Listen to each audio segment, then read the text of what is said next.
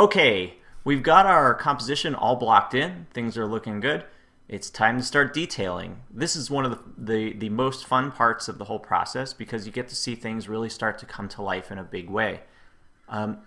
One tip I'm going to give before I start is that you don't focus in on any one section too hard. Instead, you'll want to try to kind of jump around the composition and work from piece to piece to work detail, like kind of work holistically. Try to get all of the pieces working together. It'll make things come to life in a better way. You'll see what I mean as we work here. I'm going to start with the bear. So I've unlocked the layer for the bear. Now I've already created a draw inside mask for this. So I'm just selecting the edge and I'm using direct select to do that. I'm going to hit Shift D a couple times and I'm going to start drawing in some details in this bear. So what I'm going to do is I'm going to use a version of this color. I'm going to go a little lighter. So I open the color panel here. I'm going to mix a color that's a little lighter and I'm going to start with the ears. I'm going to zoom in a little bit. So I'll try to make them kind of look a little fuzzy to mimic the rest of the look I'm going for here. And I'm glancing at my reference sketch as I'm doing this, just to get an idea of where what my initial thoughts on this were. And I'll make adjustments as I go along, because I'm not, like I've said before, I'm not using that reference sketch as a hard and fast final piece of art. It's just a suggestion of where I want to go. It's a reference. So here I go, get my ears in. All right, so I've got that part in. And now I have my bear set up where he's got kind of this, instead of eyes, that he's got hair covering his eyes. So I'm going to deselect quickly, and I'm going to hold Shift and press X.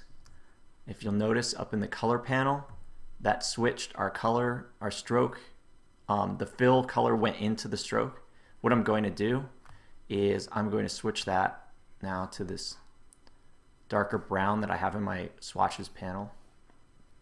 And I'm actually going to do a little trick with the stroke. So in my appearance panel, I'm going to press the word stroke. It brings up the stroke panel, which is one of the cool things about the appearance panel is a lot of stuff gets nested within that. So it's really quick and easy access. I'm going to make the weight of that stroke a little bigger, and down at the bottom for profile, I'm going to choose this one that's tapered on both edges, or both ends rather.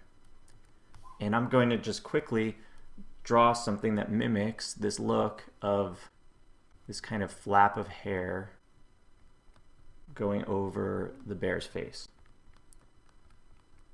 So I'm just using the pen tool to do that. And for this one, I'm probably going to put in very few curves. I'll put in a few here just for posterity. And there I go. All right, I'm going to switch the opacity mode on this quickly to multiply.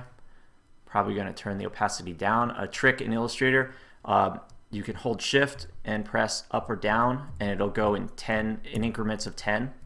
So I like 40. Let's stick with 50. That sounds good. All right, so I've got that, and I'll deselect that. Now I've got this nice, really simple, tapered path. I like the way it looks. I'm going to go and quickly draw in the snout area.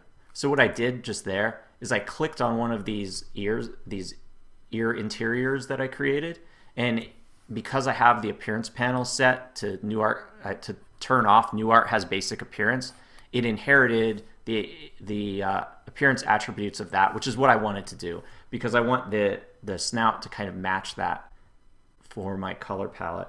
So I'll draw in a quick snout here, muzzle, whatever you want to call it.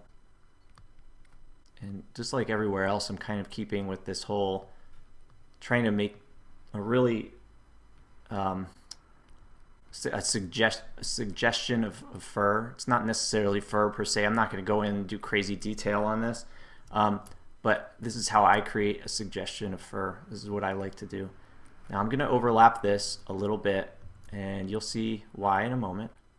All right, so I've overlapped that. I'm going to send this behind the little line that kind of shows the flap of hair. So what I'm going to do is I'm going to hold Command, and then I'm going to press the left bracket one time, and it'll go behind that. Now, here's a little problem. This isn't really behaving the way I want it to, so I'm going to have to make a change. So what I've done here is I had made this line semi-transparent, and it's not really working with, now that it's going over a light area. So I'm actually going to make it fully opaque, and then turn off that multiply mode. So we'll change it back to normal, and I'll just shift the color to get it where I want it to be instead. There we go. So that's kind of similar to what I had before. Maybe not dead on, but that's okay. All right, moving on, I'm going to create a nose. So I'm just drawing in quick basic details. Not going too crazy here. I made sure to select the image attributes of the muzzle again, because I didn't want to have the stroke attributes that were attached to the last object I had, which was this line here. All right, kind of edit this a little bit. I might lighten that a little. I'm going to hold Command and drag one of these points in the color panel. One of these, there we go. All right, and I'm going to do one more thing here. I'm going to click on my flap of hair again to grab the attributes from that. I'm going to go into my appearance panel, turn the stroke down to 2 points, and I'm going to create my mouth. There we go. I've got a face. All right, so I'm going to zoom out a little bit. I've kind of got what I'm looking for there, and I'll move into another section and detail that. So maybe I'll jump up to one of the birds quickly. So over my layers panel, I'll unlock just that layer, and I'll start detailing this bird. So I'm going to give it a little belly. I'm going to click it, press Shift D twice to go into draw inside mode. Give it a belly. I'm going to create a derivative of this red color by Command dragging this down. I think I might make it a little more yellow, kind of orangish, and I will create this kind of jagged belly. There we go. Okay, so I've got it for that one. Maybe now I'll set some eyes in here too really quickly. So I'm going to use this dark brown again. I like to use a lot of the same colors.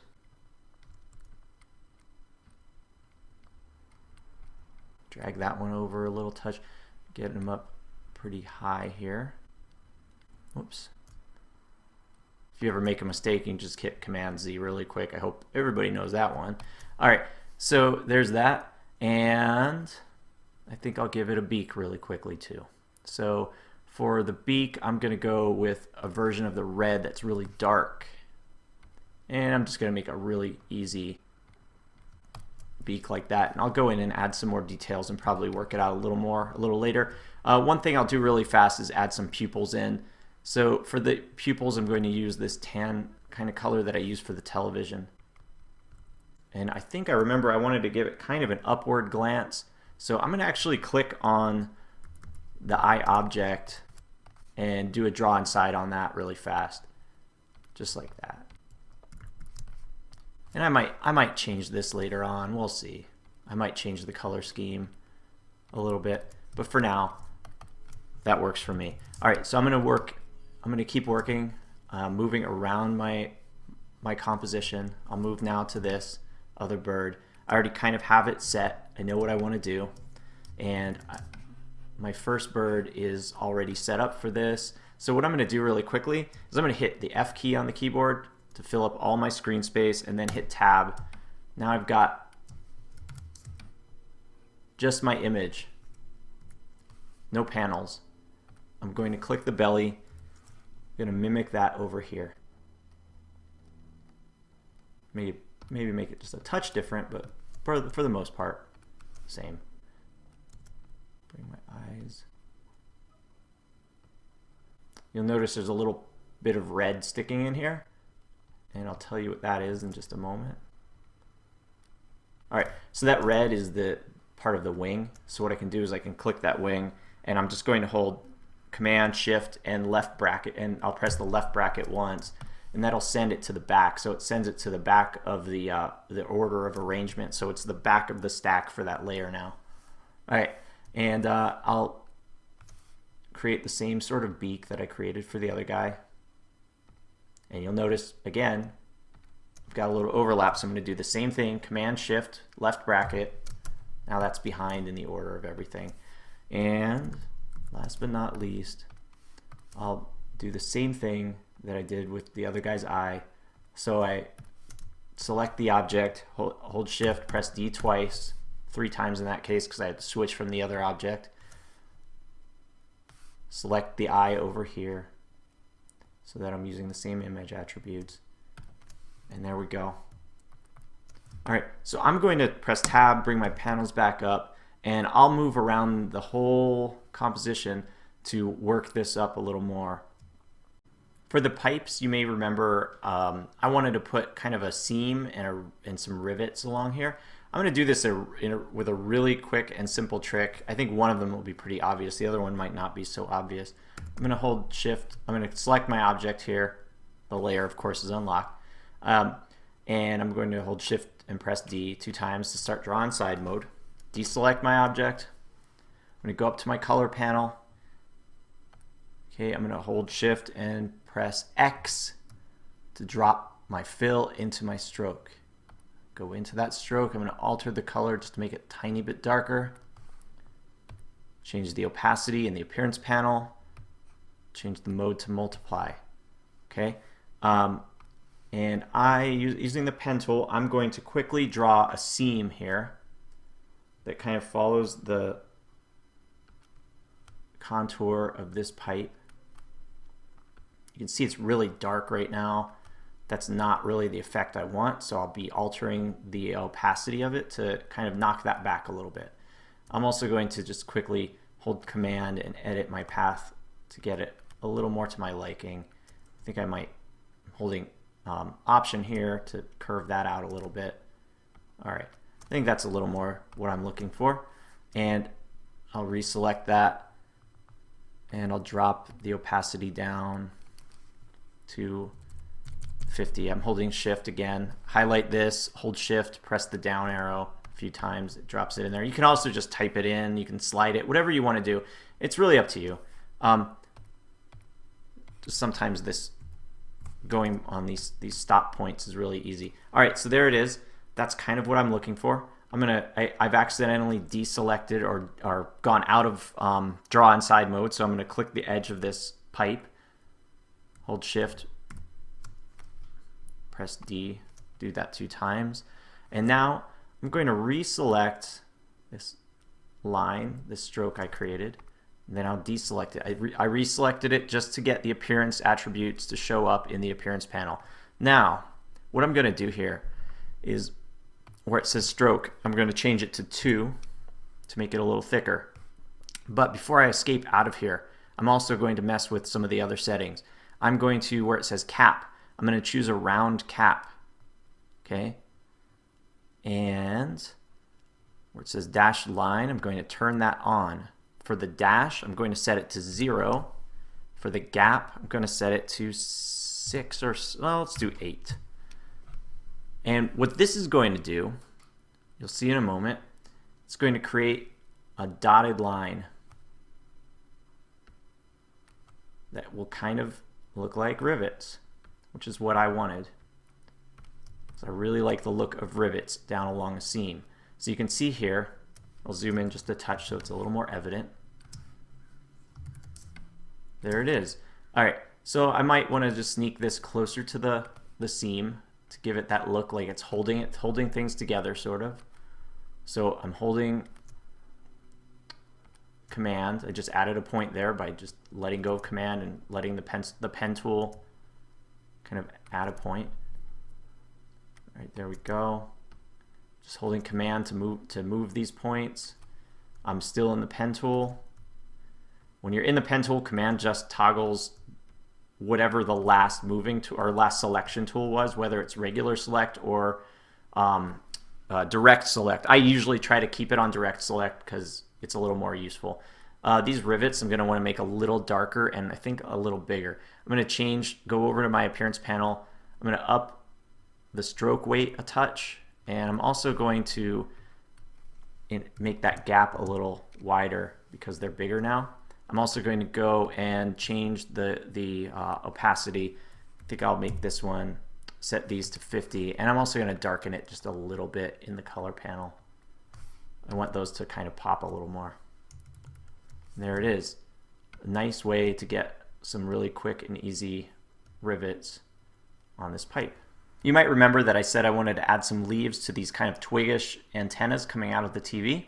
That's what I'm going to do right now. I'm going to pan my screen down just a little bit, holding spacebar to do that.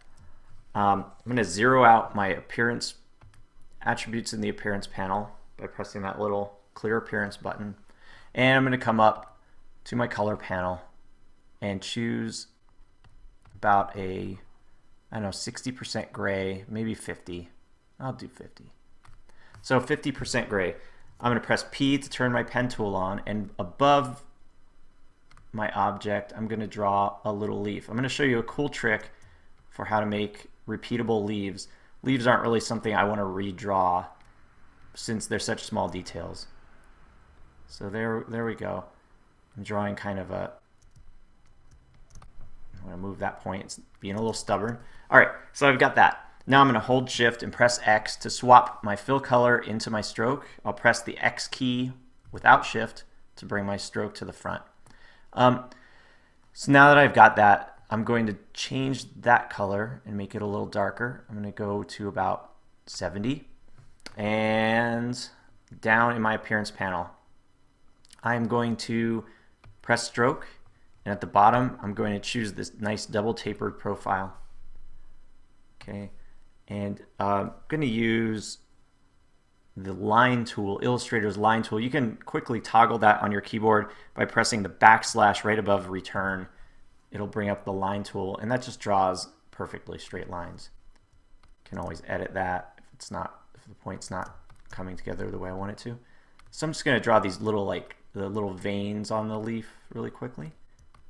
And then I'm going to, in my stroke panel, or I'm sorry, my appearance panel, I'm going to make one minor change. I'm going to up the weight to 2, and I'm going to change my profile to this single taper, and I'll make just a quick little stem on the end of my leaf. Really simple. All right, so I've got that. I'm going to select that entire object, and I'm going to go over to my brushes panel, which I have over here. You can always open that through the Windows menu at the top, and I'm going to drag this sucker right in there. I'm going to create an art brush. This window will pop up.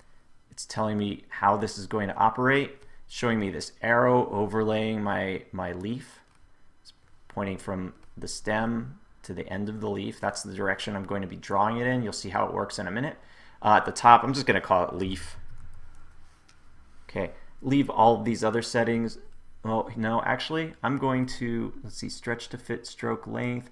I think I'm going to scale it proportionately to the size of the line I draw. So that'll make it however large the line I draw is, it will apply this brush stroke proportionally. You'll see what I mean, or proportionately, I should say. You'll see what I mean in a moment.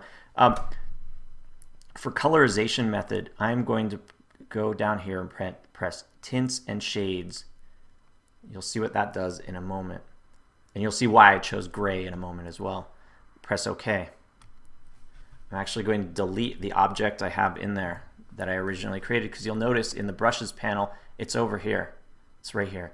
All right, so up here now in color, I'm going to choose a color. So I'm going to choose kind of a warm pink color for my leaves, a pinkish. Well, let's see, I'll play with it a little bit. I want these to stand out. All right, I think that's sort of where I'm going. All right, I'm going to hit B on the keyboard to bring up the brush tool, and I'm going to brush in some leaves. And you'll see they just sprout right up. Super easy, really fun way to do this kind of thing. And because you can kind of curve them, they can look a little, they don't all look identical. I don't really use this kind of technique for larger objects, but for small ones, I think it works out terrifically. Really works out well. Fills it out really quickly. Can make bigger ones if I want bigger ones, smaller ones if I want smaller ones. And you'll see that it takes on that color. Instead of gray, they're taking on that pink color that I chose, and that's because of the setting I chose inside here, where I went and chose and switched it from none to tints and shades. I chose gray because then it doesn't have any tint already to kind of muddy up the waters of the color. So if you choose gray, something that's a derivative of black essentially, so gray in this case, it works perfectly. Takes on the attributes of the color that you chose in the color panel. Zoom out. I've got these really nice leaves now. Really cool, easy trick. One quick little thing, as I was working here, and like I said, I like to work holistically, I noticed that it seemed like the composition was getting really top heavy. So I wanted to pull some visual interest down towards the bottom of the frame. What I did is I went into this pipe and I added some little color patches here. And I'm going to do the same thing on the other pipe on the other side really quickly. And that's going to draw the eye, subtly towards away from that top a little bit. So it'll kind of balance things out a little more. Clicking on that pipe and doing my normal Shift D. You notice I clicked over on these guys over here to pick up the image attributes, the object attributes rather. And I'm just drawing these pieces in, these little patches. And it's just a really simple little detail. Super easy, nothing crazy. I'm holding my Option key down to curve those out a little bit so they follow the contours of the pipe a little better. Anyway, so that's it, and that'll draw attention down a little farther. I'm going to keep working the details on this, and I'm going to try to get some more just basic details down, and then we're going to shift into talking a little bit about color. I've added a lot of the details I wanted to add in. I've approached the entire composition the way I wanted to approach it, and I feel like I'm ready to move on to finer detailing now. But first, I wanted to talk a little bit about color. I wanted to have a quick but deeper discussion about color before we move on to detail. One of the comments that people make about my artwork, a lot of people comment on the colors, and I often hear people say stuff like, I really like the bright colors you use. If you look at my work, I don't actually use that many bright colors per se. I kind of use color in a way to make bright colors pop off the page. You'll notice, for instance, these red birds are probably the brightest thing on here. All right. They wouldn't pop if the other colors were all really crazy bright. So you don't want to make all of your colors bright. You might want a really lively palette, but if you make everything bright and everything kind of lit up, nothing's going to look lit up. So you need to use a little restraint when you approach color. So I've really given a lot of thought about color in this piece particularly. The approach that I took with this is I wanted the color to kind of help tell the story. So I've created this gray, kind of cool bluish gray, little bit of purple backdrop. Looks cold and mechanical to me, and that was my goal. I wanted it to contrast with this warm looking natural palette that the bear has. So the bear and the birds are kind of, they signify warmth and nature. So I wanted them to pop out. I wanted the color to tell that story. And one of the nice things about it is this warm palette that the bear has really pops against that cool blue. It's not an overly bright palette. It's not like a screaming bright palette, but this kind of orangish brown that I've used for the bear and this yellow here, really kind of pop against that blue. It contrasts very nicely. So it works, and you'll notice that for the background, I tried to use all tones that were kind of part of the same color family that didn't contrast against each other. They all live together. So they're all living together. There's a harmony there, even if it's not a nice, it's not a pleasant look I'm going for in the background. There's harmony in those colors. So I wanted to discuss that quickly. One other thing I might be doing is, and I think you saw what I was doing in one of my last steps, is I was adding in these little pink panels here, these pinkish purple panels to these pipes. There's a lot of alliteration in that sentence. But anyway, what I was doing there was trying to draw more attention to those regions. I may be adding some more stuff, and I may be pulling color out a little bit more there and kind of bringing those colors up just a touch to draw more attention there, because I still feel like the composition is a little bit heavy on the top. But what I also could do is I can zoom in here and tone down these birds. They don't have to be this bright. I mean, that red color the birds have right now is pretty hot. Probably will need to pull that back. If I look at my CMYK mixer here, it's pretty much pegged at the top. So I can pull those colors back a little bit. Even if I did that now, you notice a difference almost right away. So if I pulled those back, it's not drawing quite as much attention. You can see the contrast between the two birds here. So I'll play around with it. I'll probably do that in a later step. Right now, we're going to move away from color, and we're going to shift into detail. Last word about color, just make sure that color helps tell the story you're trying to tell. Don't just use it as a superficial touch. Our piece is really coming together. Now it's time to go in and do the really fine detail. And I've already started doing a little bit of it. You'll notice on the bear here, I've added some like sort of suggestions of fur. And like I mentioned before, I didn't really want to make it, I didn't want to go all out and render the fur. It's not really what I'm looking for stylistically. I want to just suggest this idea that there is fur. And another thing I've been doing is while I'm working this through, I've been keeping in mind my direction of light. You'll notice that on the left side things are darker, on the right side things are lighter. I'm going to approach the entire composition that way. So all of my shading will be coming from that direction. Starting to consider it now is really helpful, because then when I go in and start adding in shading later, I won't have to make any adjustments. Things are kind of already moving in the right direction. What I'm going to do now is I'm going to jump in and add some details on these birds, add some details on this TV. I'm going to start with the TV quickly. So what I want to do is make these dials really pop. I'm going to add some volume to it on the side, and I'll add a little center dial here. So I'm just going to use the pen tool. I'm going to do a little bit of draw inside, Shift D twice on that object, and deselect, change my opacity to multiply. I'm going to leave it at 100%. I think I want a full on strength for this. Just really simple. Draw inside there. I'm going to hit the A key on the keyboard to switch to direct select, because regular selection tool was toggled there. All right, so I kind of have a little bit of a suggestion of depth. What I'm also going to do is add a similar detail inside, sort of like this. A little crescent, and that gives this feel of a little depth there.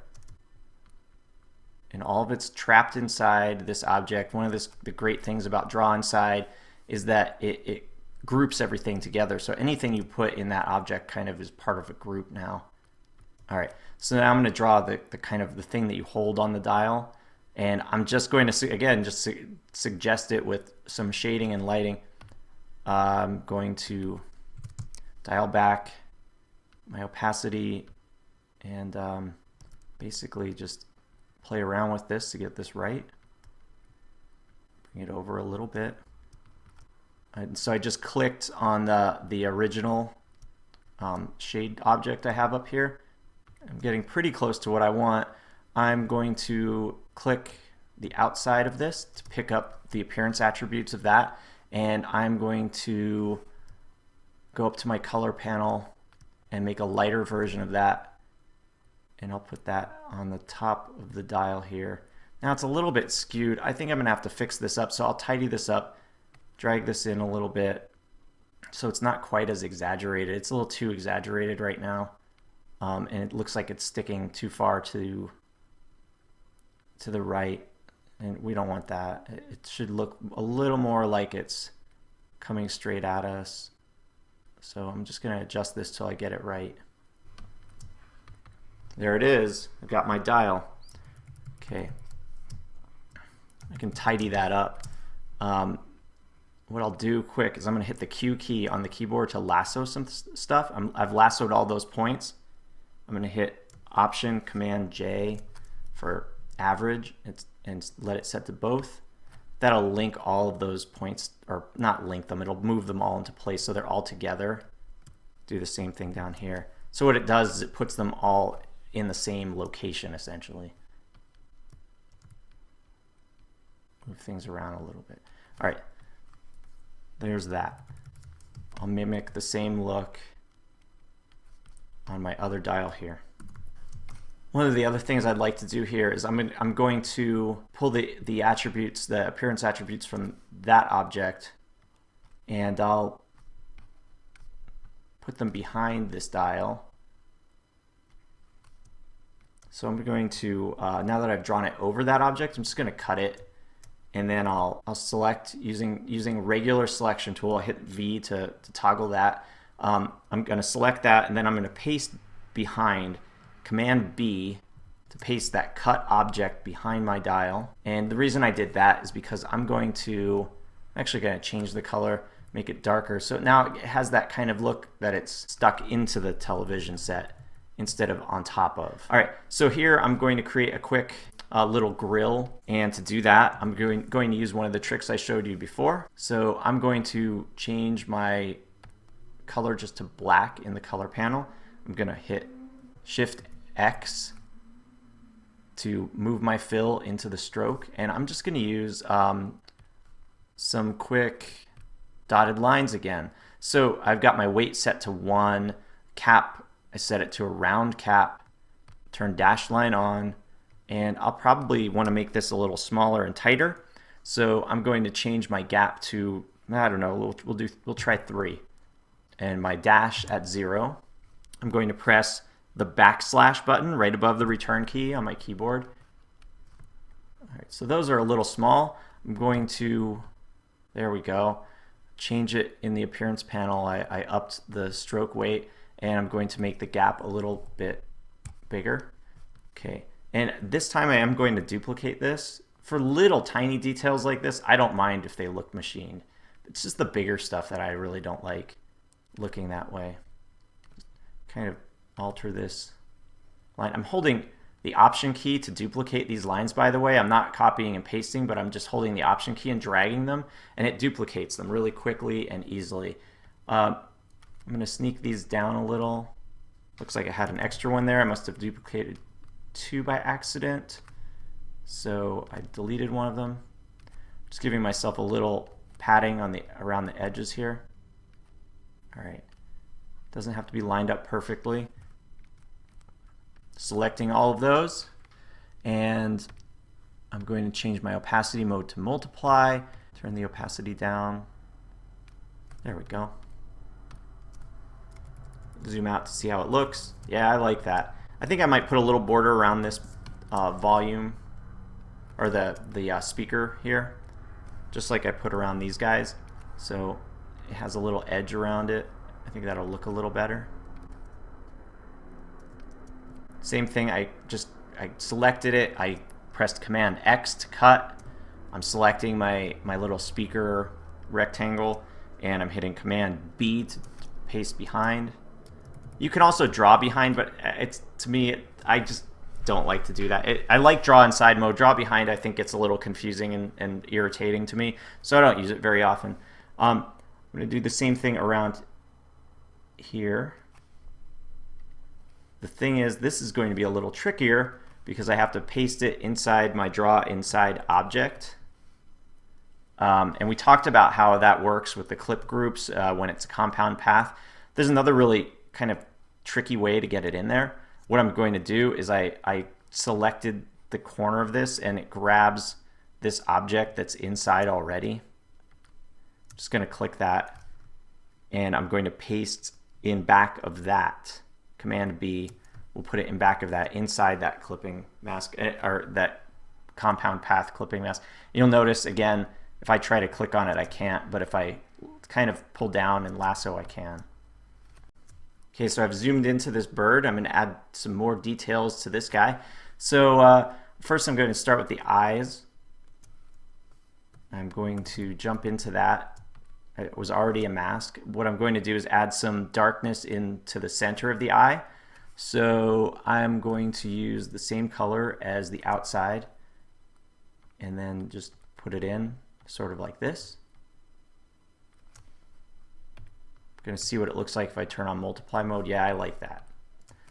Do the same thing on the other one. And this is kind of the look I want. This upward stare, kind of looking out and up and looking a little sullen, a little sad, but still soldiering on. So I'm going to add some little, I think I'm going to add some eyebrow details to this guy too. To do that, I'm going to use the same color I'm using for the beak. So I selected that and deselected it. That just picks up the appearance attributes. There we go. There's one. And there's two. Just these little details start picking things up. It really starts changing the feel of everything. Now for this bird, I want to add some kind of funky stripes to it. So what I'm going to do is I'm going to just make my color in the color panel white. Opacity on that, I'll switch to, I don't know, 20%. Let's see what happens. I'll probably end up altering that, but we'll see. Oh, maybe that'll work. So I'm just doing a kind of a zigzag, and you can see I toggled the draw inside mode on this. Really quick and easy zigzag here. And I'm going to show you a quick trick, because you'll notice that it's going in front of everything. It's not really what I'm going for. I'm going to want it to be behind things. I want it to kind of just be a hand-drawn pattern and not this prominent thing. So I'm going to select one of these. I'm going to click the middle of one of these stripes. It selects the entire object. At the top of the screen, I'm going to find this button that says Select Similar Objects. I'm going to click the little down arrow next to it, and I get a menu. What I'm going to do is I'm going to choose Appearance. It selects all objects with the same appearance. And now I'm just simply going to send it all to the back of the stack by holding Command, Shift, and left bracket. Now if I deselect, you'll notice it's behind everything. Okay, I have to make some adjustments. First of all, I've got to send these guys, the wings, to the back of the stack so they're not going over it. Secondly, I don't really like the way it's intersecting, or not, you know, how it's kind of messing with the top of the belly here. So what I'll probably do is drop that down just a touch, and then I'll edit this path so that there's no gaps there. Add another point here. There. I like that better. I don't like it kind of, it was drawing too much strange attention to that weird space between. So there's that. I've got that going on. And then maybe I want to add a pattern to the belly as well. So what I'll do for the belly is I'll add some dots, some darker dots. So I'll use the same color as I use for the belly. I'll switch the opacity mode to multiply. It's a very light color, so I don't think I'll have to do much. I might end up turning that down. Let's delete that. Let's try that one more time.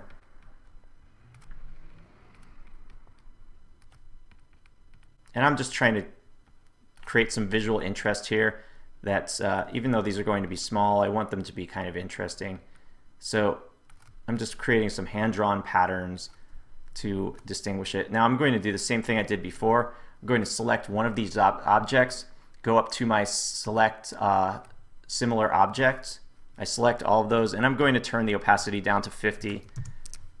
There, now I've got a nice subtle pattern, just adds a little extra visual texture. And I'm getting pretty close to what I want with this bird. I'm probably going to add in some things to the wings. I'm going to make a really quick, I'll exit draw inside mode really quick. Really quickly, I'm going to draw there, kind of this horseshoe shape. I'm going to drag it into my brush panel.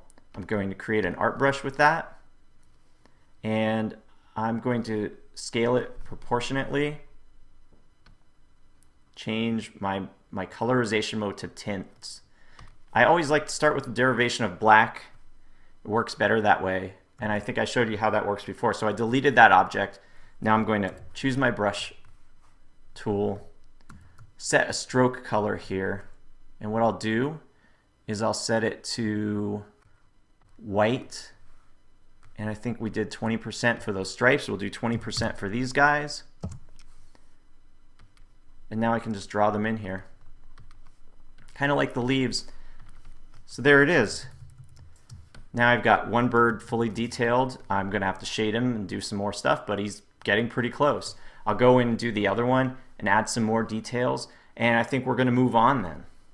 All right, I'm feeling pretty happy with the level of detail I've put into my piece here, and I'm just going to sit back for a second and think about what little changes to the composition and to the color palette I can make before I move into shading, which is maybe my favorite part of the whole process. So anyway, one thing I know that's been bothering me just a little bit, and I have made some minor adjustments along the way, but I think the bear is a little high in the composition.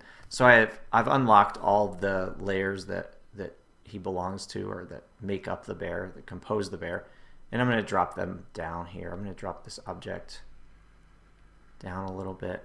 And I keep the navigator window open in the corner a lot of times, the little navigator panel, to kind of give me a quick thumbnail view. I feel like I can get a really quick, easy assessment of the composition that way. One other thing I'll change is I will move this bird in the upper right just over a touch. And these are just minor adjustments, nothing huge. All right, so I'm feeling pretty good about that. Now, one thing you should keep in mind is that you can change any of this stuff as you move along. I mean, it's great to build a really good plan in your reference sketch, but don't feel locked into it. Don't feel like you can't deviate from it. That's one of the reasons I like the freedom of working this way so much, is because I feel like it kind of gives me a third clean draft of something where I don't have a guide underneath that's getting in my way and kind of taking over sometimes. Anyway, let's look at color quickly. I've actually changed a few of the colors a little bit. I've changed the side of the television over here. You'll notice I can zoom in on that. But I changed this to this green sort of color because I wanted to pronounce the wood grain a little more.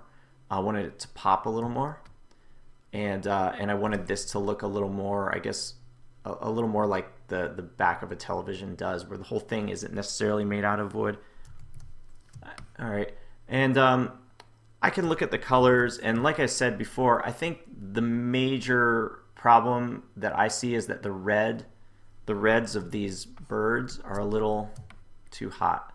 So I'm probably going to knock this down a little bit, but I'm going to do that when I start working with gradients and applying gradients. So I'm not going to do it right here. I definitely feel pretty strongly about that I want to change that up. Other than that, I'm actually pretty satisfied with the color palette here, but I think this is a great time to kind of try to get everything solidified and put to bed in terms of color, so that when you move to the next step, you're ready to go and refine those colors and use gradients and start creating some really nice tonal shifts.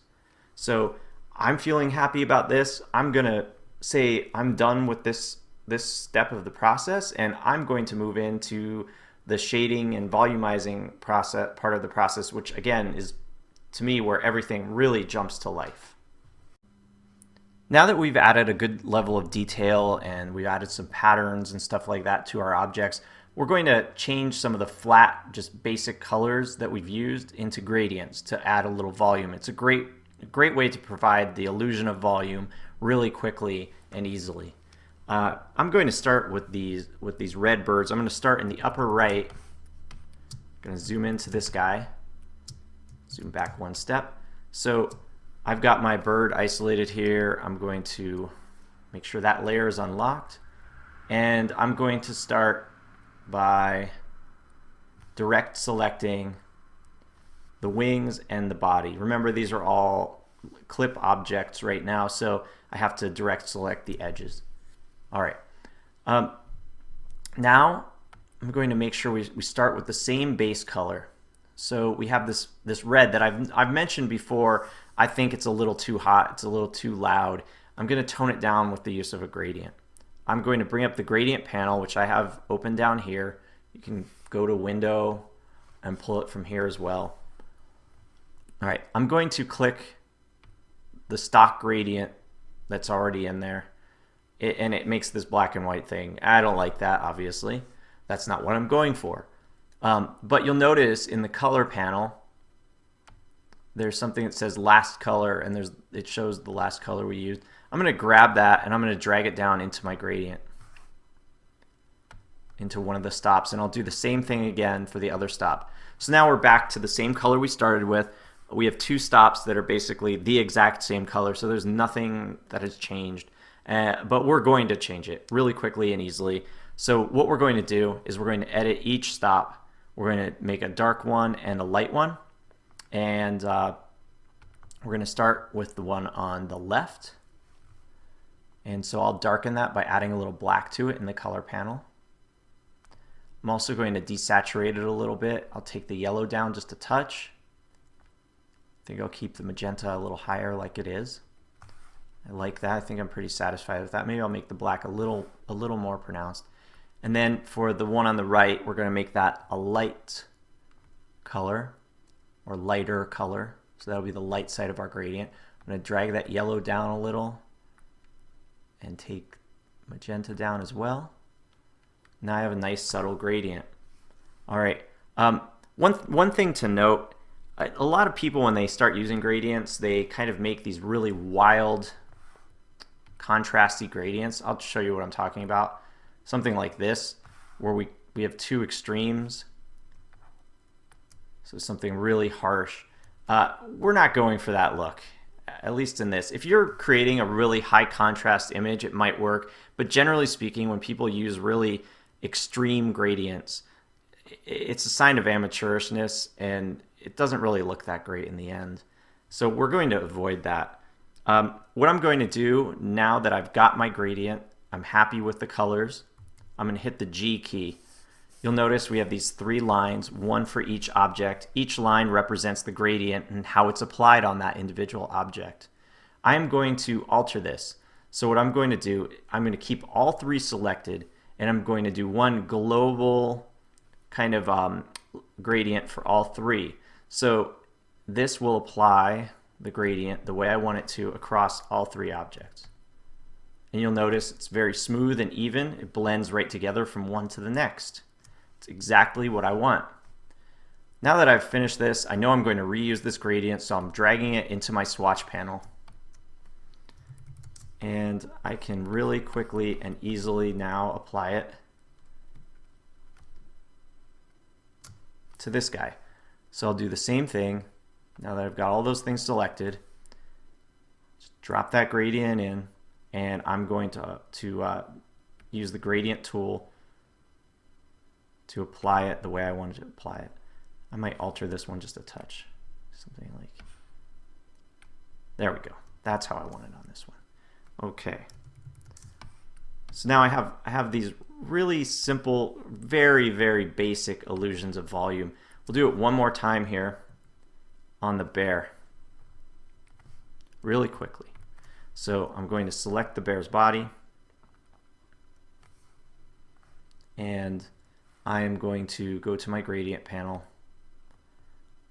I'm going to just pick the gradient that's already selected there, drop my last color in, on both sides. And I'll make a darker version on one side, a lighter version on the other.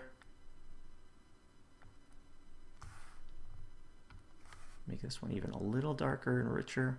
I think I'll bring these guys up a little, maybe take that black down a little. Okay. And I will apply the same thing to the arm because I have the arm as a separate object. Whoops. Let's try that again. All right, so now I've got the arm and I've got the body. They both have the same gradient applied, and I'm going to do the exact same thing I did before, but this time I'm going to start it somewhere in the middle here. So there's more dark over here and more light on this side. Deselect, everything's a smooth gradient over. Now I can enhance that a little bit if I want to mess with that. I can go back and edit that a little bit. So maybe I'd want to bring this darker or bring the magenta up. I don't know. You can play with them, obviously. Make them a little more. There we go. So that's looking pretty good. I'm pretty happy with that. And I'm going to go and apply gradients to all of the other objects. And when we come back after that, what we'll do is start shading. I've added a few more gradients into my scene, and now I'm going to start shading. So there are two types of shading I'm going to go over. One that I'm going to call hard shading and another that I'll call soft shading. So most people, when they're doing vector art, pretty much stick to hard shading, hard edges, very solid. We'll start with that. All right, so I'm going to select this pipe in the lower right to demonstrate that process. Now let me isolate those pipes, lock everything else off so I'm not moving anything by accident. All right, so I've got this selected. I'm going to press Shift D twice, draw in side mode, you know the drill, and I'm going to choose one of my purples from my color panel here, put it on multiply mode, go 50%. Just seems like a quick and easy thing to do. And drop it on. There's one, so it doesn't interfere with that object. I'm going to drag it over a little bit. Maybe I'll drag this object in here. There we go. And then I'll draw another one on top of it. And I'm going to have to use the eyedropper to grab the attributes because I accidentally clicked on another object. So I did that really quickly. I just pressed I on the keyboard and I dropped that other object. And if I want to, I can add another one here to the edge. It's really up to me. And a lot of times what I'll do is I'll add some underneath things like this pipe fitting. And maybe for that one, I'll make it darker. So I'll go all the way up to 100% on that one. And you'll notice a lot, for almost all my shading, I'm basing it on the color that I'm starting with. It really depends on the type of artwork you're doing, but for me, that usually generally works. So there I've got that, and I'll put some really light highlights in there too quickly using the same technique. I'll just switch my blend mode to screen and I'll knock it down to about, I don't know, 20%.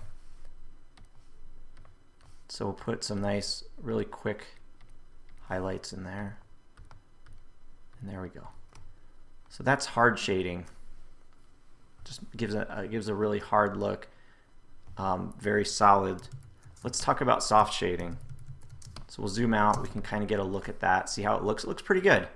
Now I want that to look metallic. I want it to look hard. That's the look I'm going for. On the bear, on the other hand, I want it to look soft.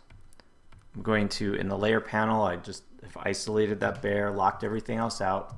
I'm going to select the edge using the direct select tool. I've got my pen tool selected, as I almost always do, and I am going to use one of these.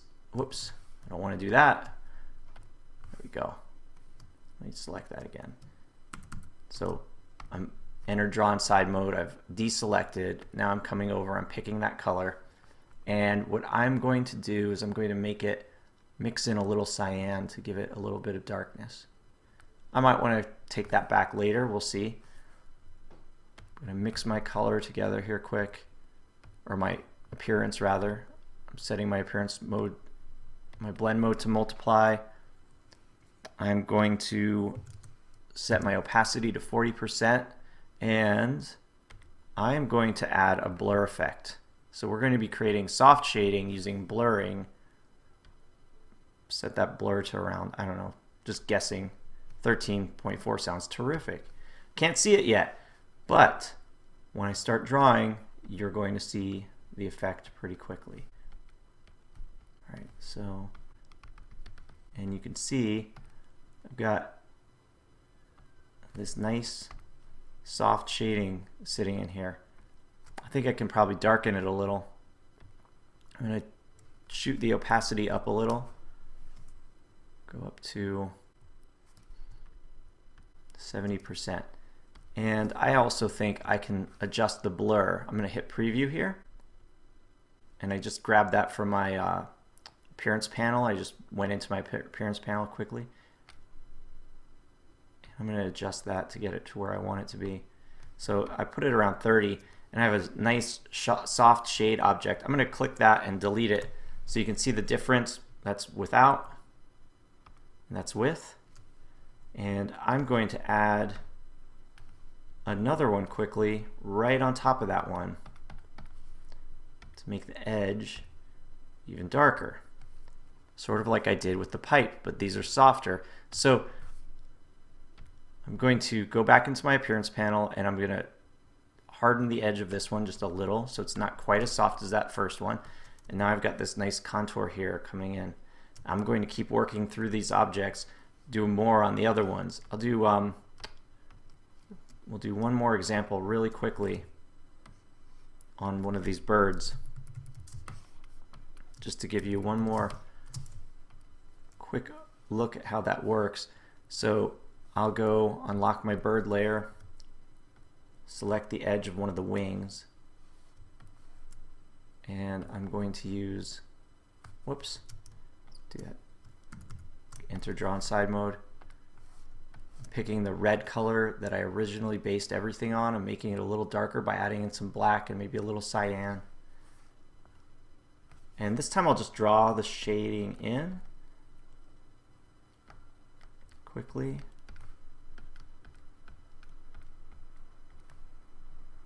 I accidentally linked up with that path. I undid that because it took on the attributes of that path. I don't want that to happen. So I pressed Command Z to undo that quickly. All right, so I've got this. I'm going to select just that shade object, come over here, multiply it,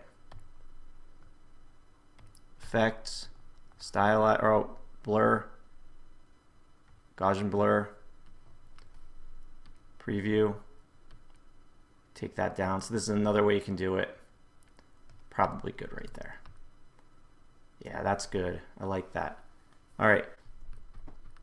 Another thing you can do with these is you can create graphic styles based on these shade objects so that you can just quickly pick them up, and I can go over to that other bird and apply it there.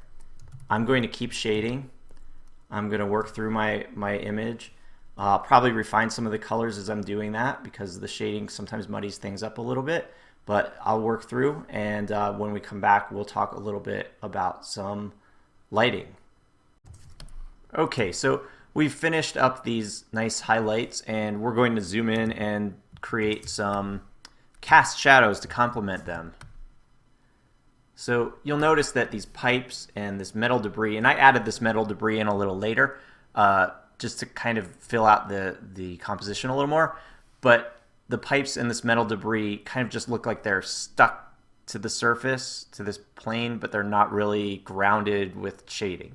So we're going to change that now by adding a little shading, and I'm going to create a new layer above the ground layer in my layers panel, holding Option and pressing the Create New Layer button. I'm going to call this Shadows.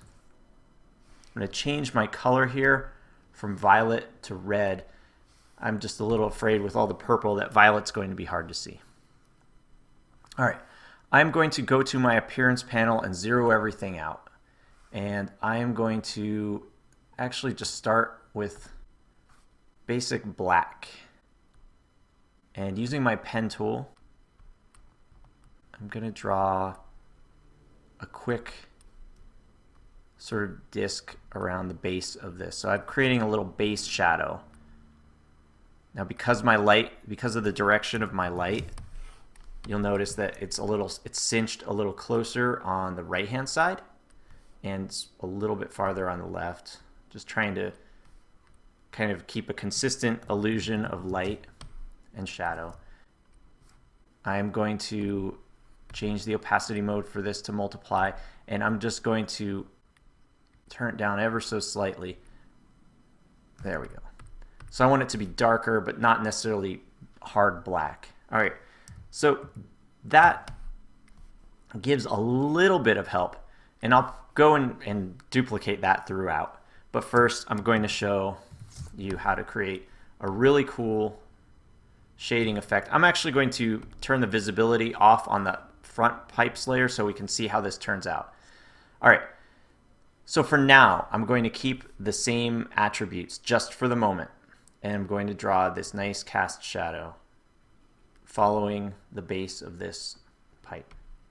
Now, this is not, my goal in doing this isn't to make this a perfect representation of what the shadow would look like. I think you've noticed I've taken a lot of liberties here, and I'm not going to stop now. So I'm just kind of coming close, make a close approximation of what this shadow would look like. And you'll see why we have some room and some liberty to play with this in a moment. Sometimes these points, for some reason, if a point is underneath another object when I'm using the pen tool, I can't close the path as I'd like to, so I just have to deselect it. There's ways to get around this, but basically you have to move the points. So I'm not going to mess with it right now. It's just not worth my time. Anyway, you can see it just gets a little messy. So I can just deselect it. It's fine. If you really are compelled to join the points, you can zoom in and join them by selecting both endpoints and hitting Command J on your keyboard. All right, so I've got this nice cast shadow, but it's not exactly what I'm looking for. It's a little too hard. It's also, I probably need to change the angle of this a little bit. I'm just gonna, use just a basic selection tool and change the angle it down just a touch there and move it into place. You can use the rotation tool as well. I'll edit this path quickly to get it a little more in line with how it should look. There, better. All right. So I've got this in place. Now what I'm going to do is I'm going to apply a gradient. I'm going to use a normal gradient on this. All right. There's already something interesting going on. You can see it kind of fades out. I have a technique that I like to use for this where I use the same color for both gradient stops, and then for one of them, for my end part of the gradient, I'll shift it to 0. Then I'll hit the G key on the keyboard, and I will skew that gradient. Whoops. It's backwards right now. From the way I want it, I can quickly change that by reversing the gradient in the gradient panel. Super fast. All right, so this kind of peters out a little too quickly, and I can change that always. It's the great thing about Illustrator, you can change things really quickly. There we go. And probably what I would do is turn the opacity down on this guy a little bit. And if I wanted to, I could soften this. Make it a soft shadow instead of a hard shadow, and I could bend it and warp it a little bit to get it, to follow the contour of the hill a little better. But overall, it's the look I'm going for. Really quickly, I'm going to show you that rotation tool. I'm going to hit R on the keyboard, place my rotation point here, and I'll rotate that down, just in case people are wondering how to do that quickly. I tend to just go to hit the V key and hit selection and do everything there. It's a reflex I think I've built up over the years, and it's hard to break. Occasionally I'll go to the rotate tool, but it doesn't really matter. Whatever gets you the results is what matters. All right, so I still think this might be a little too dark. I'm gonna just turn that down a touch. So I'll go down to 35, and that's probably about where I want it to be. So I'm going to select that, and I'm going to hold Command and Shift and left bracket to send it all the way to the back. You didn't notice anything, but now it's behind this disk here, the base shadow. And I'm going to quickly just repeat this to show you the whole process again. So drawing a base shadow, and like I have been all along, I selected this object first to suck up the appearance attributes. I'm going to do the same thing with this one. What you might want to do with your cast shadows to be safe is create a new graphic style. Let me redo that so I can name it.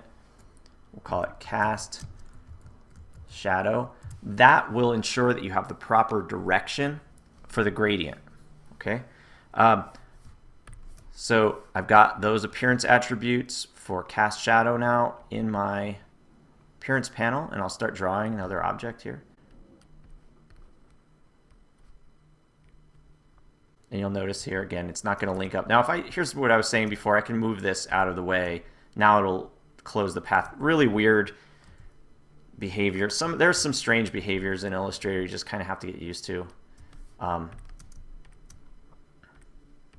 I'll rotate this a little and get it into place. And if I zoom out, it's pretty much where I want it to be. So I'm going to continue moving around my composition, and I'll continue adding in shading. One tip about shading like this is that probably if you're doing depth, layers of depth like I am, as you go back farther in depth, you should turn the opacity of your shadows down. It'll give the illusion of depth. It'll heighten the illusion of depth. Okay, so when we come back, we're going to add some textures in to make this really pop. All right, we're done with shading. Got some really nice looking cast shadows here. I've added some detail into my rocks. Now I'm ready to add some texture. I'm going to let Illustrator do a lot of the heavy lifting here. I'm going to create some textures completely within Illustrator. I'm not going to be bringing in images. I'm going to be drawing and creating my own textures. Brushes are going to do, scatter brush in this case, is going to do the heavy lifting for me. So I'm going to be creating some texture inside this ground layer here. So what I'm going to do is I'm going to start by drawing a black box. It's pretty small. And I'm purposely making it a little bit, it's not perfect. I'm going to drag that into my brushes panel. Get my option window. In my option window, I'm selecting scatter brush. And I'm just going to press OK right now. So there it is. I'm going to delete this object I drew. And I am going to hit Shift X. Now my black is set to stroke instead of fill. We're going to, oh, you know what? One quick thing. Let's go into draw inside mode on the ground, and then I'm going to restore that black color to the stroke. All right. Now that I'm in draw inside mode, inside of my ground layer here, I am going to click my brush that I created, and I'm going to draw a path, and it is going to look hideous. But I promise it's going to be worth it in the end, because we're going to make some changes to this. Okay, so we've got this ugly, ugly black path marring our nice artwork. I'm going to adjust it, bring it down a little bit here. You might be wondering what the heck I'm doing. Well, we're going to edit this, the look of this, in just a moment. So we're going to come back over here. I'm going to zoom in one level. I'm going to come back over here to my brushes panel, and I'm going to double click that scatter brush that I created. You can drag it out of the way a little bit. You know what? I'm going to cancel that and just drag this up so we can see a better preview of what's going to happen. Double click this again. There we go. Make sure preview in the lower left hand corner is turned on. You can name it if you want. I think this one's going to be pretty easy to distinguish. So first thing I'm going to do, size. I'm going to change it to random. All right, I've got two controls. I'm going to make both of these smaller. So the one on the left, is my smallest size. The one on my right is my largest size. Both of them I'm adjusting to be smaller. I'm going to make that left one even smaller. Okay. Spacing. I'm going to randomize this as well. So I'm adjusting the spacing here to make it a little bit haphazard. All right, scatter. Scatter, what that does, spacing, by the way, spaces it changes the amount of space in between each scattered object. Scatter changes basically the vertical space. So you'll see in a moment. Scatter, I'm going to press random. I'm going to make it like this and like this. So you can see what's happening now. And what my goal here is I want to create sort of this look of strewn rubble, a field of stuff, kind of rubble here. Now, one thing you might notice if you look closely is that these all of these boxes that I created, they're all kind of following, the rotation of the boxes is relative to the page. And if you notice, there's a box down here, a combo box that we can drop down and choose path. I switch it to path. Now all of my objects are the way I want them to. They're rotating according to the path. So as the path bends, so do the objects rotate. I'm going to change the rotation of the objects to random, and I'm only going to very slightly randomize this.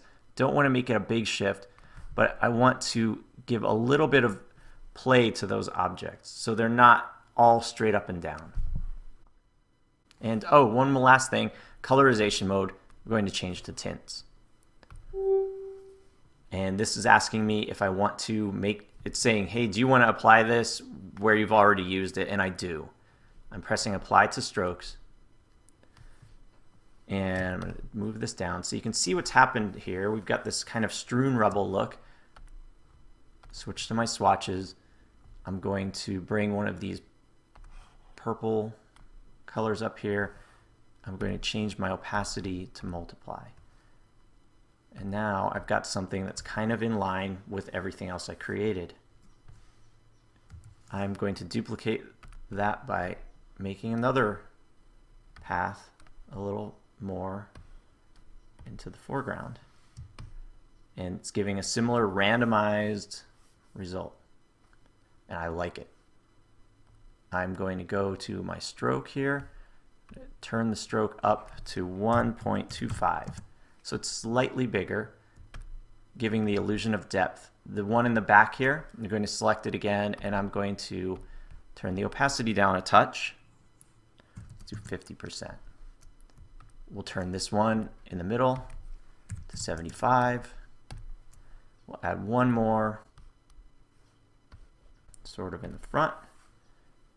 Change the stroke weight to 1.5. Change the opacity to 100. Now I've got a nice illusion of depth. So I'm making that ground is getting where I want it to be. Now I can add that to my back hill too, and I probably will. But before we do that, I'm going to make one more texture.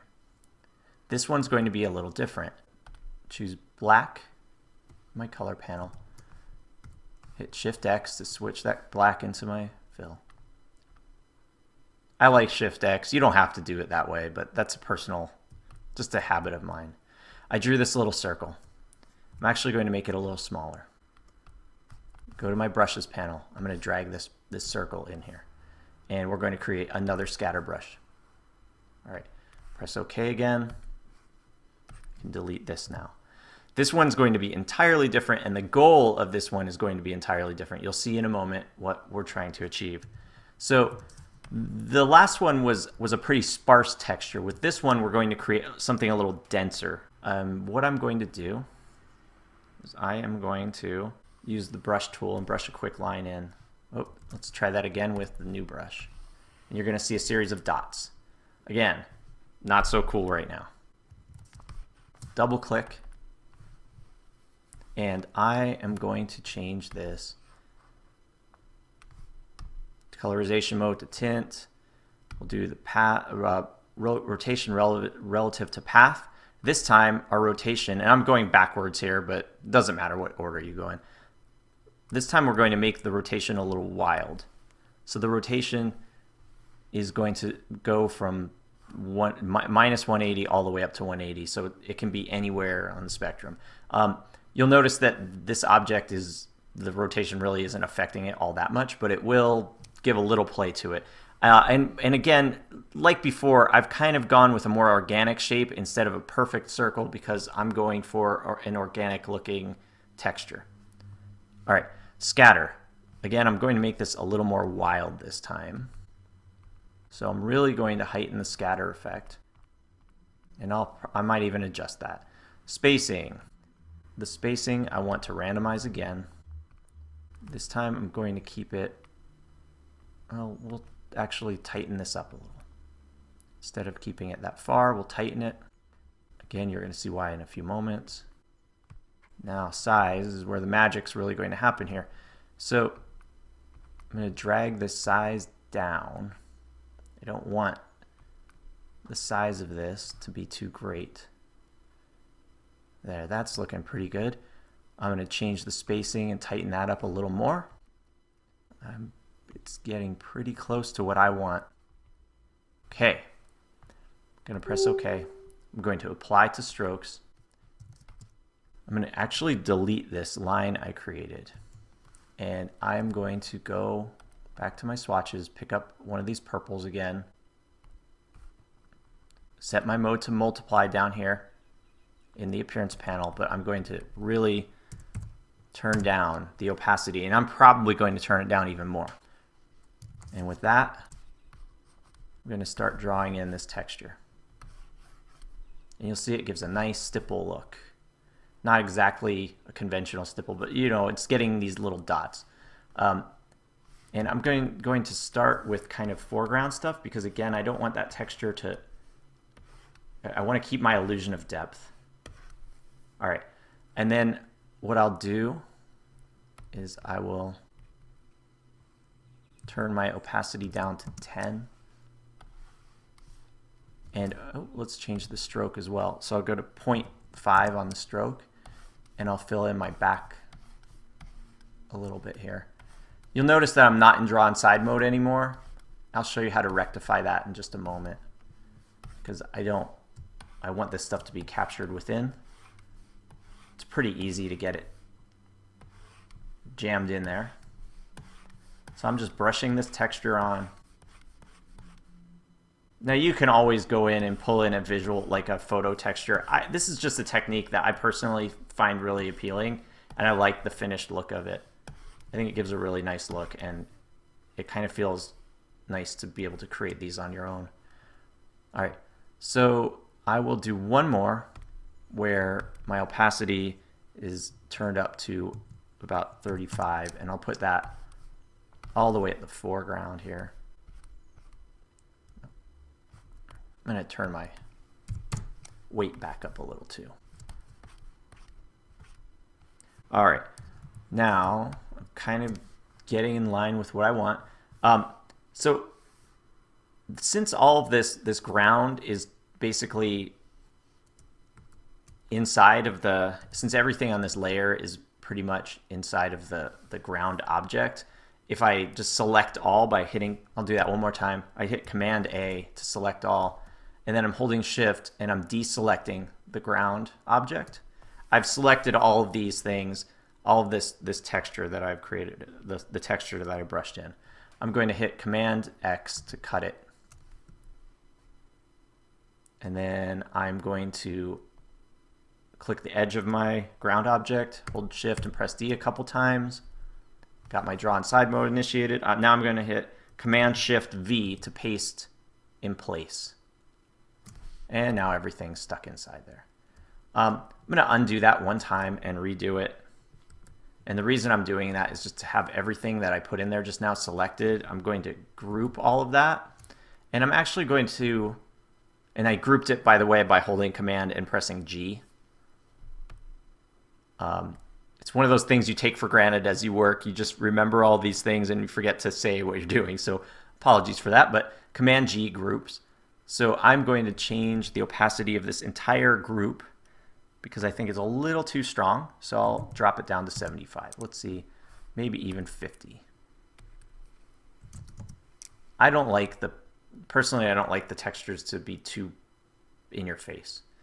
Okay, so that's that. I'm going to go in and add some texture to my back hill here. And when we're going to take a break for a second. And when we come back from that, I'm going to show you how to add some texture to the sky using a bristle brush that we'll also create custom. All right, the last thing we're going to do here is we're going to add in a sky texture using a bristle brush. So we're going to create a custom bristle brush in Illustrator. And when I say bristle brush, it's a brush that mimics the look of a regular real-world brush. It doesn't do a perfect job, but for the purposes of what we're going to be using it for, it actually works out really well. So here I've got bristle brush options. What I'm going to do is I'm going to take one of these and alter it a bit. So what I like to do is I like to use these flat fan brushes or round fan brushes. In this case, I'll use a flat fan. And it gives a nice, here we go. So I'm adjusting this. So it gives this nice, it gives you a series of multiple lines, sort of. Bristle length, you can mess with these settings. That's probably where I like it. Density. The higher density you go, the smoother the texture is, the lower it is. It's kind of like you only have a couple bristles. So do somewhere in between. Bristle thickness. Coarse, they'll be fat. Fine, they'll be thin. Somewhere towards fine. I think I'll turn my density up a little bit and make it a little finer. The opacity you can mess with as well. I think I'm going to keep it where it is. You can always come back and adjust this.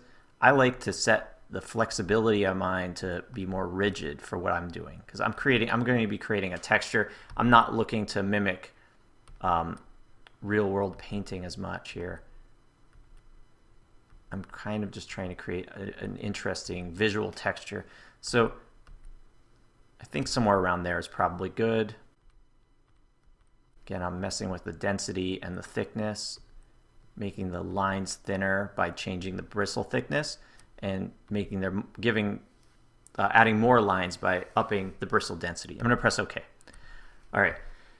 Now, in my layers panel, I am going to lock out all the layers. I'm going to create one new layer above the background layer, and this one will be called Sky Texture. All right. I'm going to use my bristle brush, so I'm going to hit the B key to initiate my brush tool. You can see this funky looking brush on the screen. I'm going to use white for my brush, and I'm going to brush it in. So what I'm going to do is create some kind of funky contours. And that one didn't show up all that great because the opacity is knocked down really far. I'll turn the opacity up so we can see this. Also, multiply is turned on from my last operation. So I turned both of those off really quickly. So now you can see what I'm doing here. So I'm going to draw these in quickly, and then I'll adjust them in just a moment. I personally like the look I'm getting right now, so I'm probably not going to adjust the brush settings, but I'll show you how to do it just in case you'd like to. You'll notice at this point, if you're doing what I'm doing, you very well may notice a performance hit. So your performance of your machine may go down. When you start getting a lot of these Illustrator-based textures in with brushes and stuff, it's basically creating lots of really small shapes, really small vectors and stuff. And so it can cause problems.